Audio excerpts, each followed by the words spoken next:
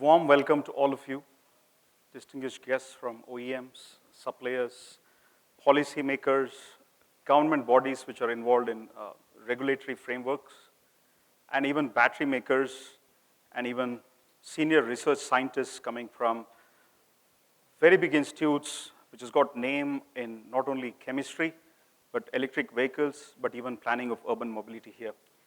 It's an honor and a privilege to have all of you under this one roof, and I'm sure you will be really happy to interact and collaborate, and the ability to really see how can we really develop the robust ecosystem in electric vehicles was one of the key reasons we partnered with ETAuto before we took on this initiative to really see how can we bring this kind of technology to India.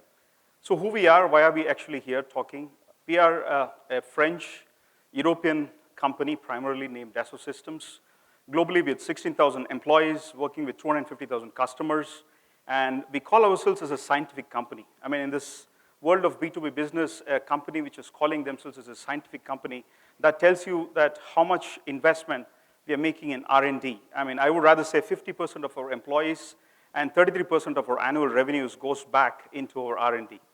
And specifically to India, if I have to tell, we are the second biggest R&D center of Dassault Systems globally, with more than 2,800 plus passionate people who are delivering the core technologies not only for Indian customers, but the Teslas, the BMWs, the Audis, and the JLRs out there, plus the Boeing and the Airbuses out there, right here from Indian ground as well. We are spread across in various locations. Just a brief introductory of where we are and who we are. If you want to really know more about us, we can have a discussions as well.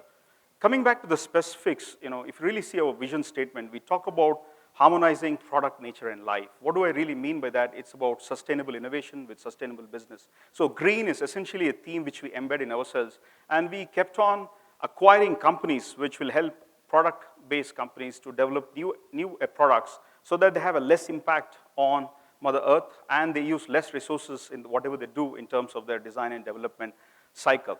Coming to the topic specifically on electric, connected, and shared mobility, I think we got to go a little bit one level deeper to connect things back to what Nabil had talked about just now.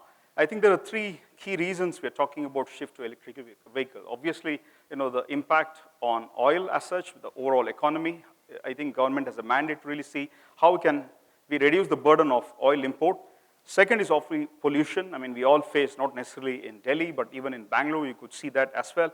But the overall effect on human health is something, a logical shift for us for electric vehicles as well. I mean, even though we have been speaking, I think we have pioneered in this domain, Mahindra Electric, being here for such a long time, I think we really feel that the ecosystem, not only from a consumer perspective, but the regulatory body, but the overall battery framework and the charging infrastructure is one of the key reasons.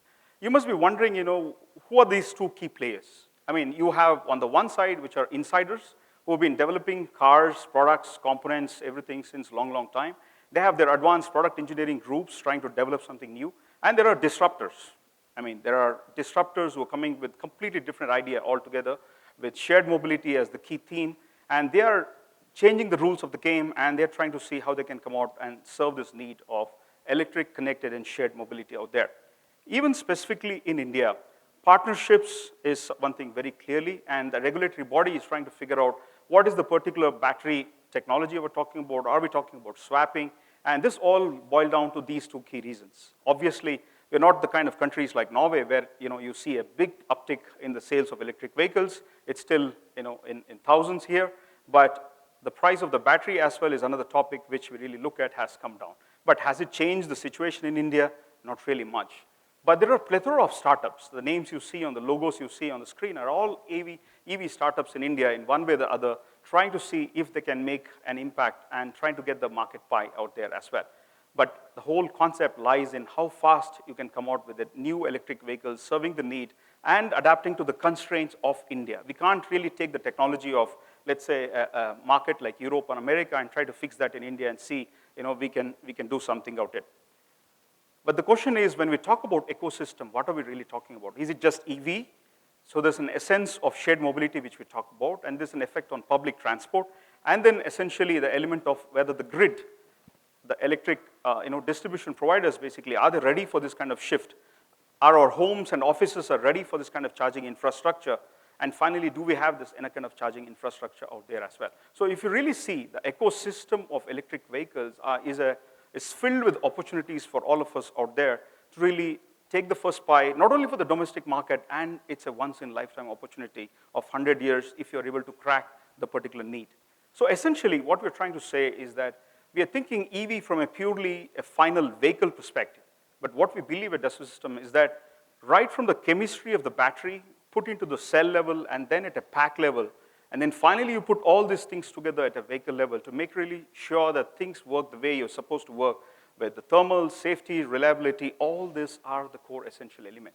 And as a society, as the research bodies, as academic institutes, as component makers, as battery makers, as vehicle makers, if you're having this pragmatic 360-degree view of the business and what it would take to really evolve, we really feel that we can have a larger impact and adapt to this new revolution of electric vehicles.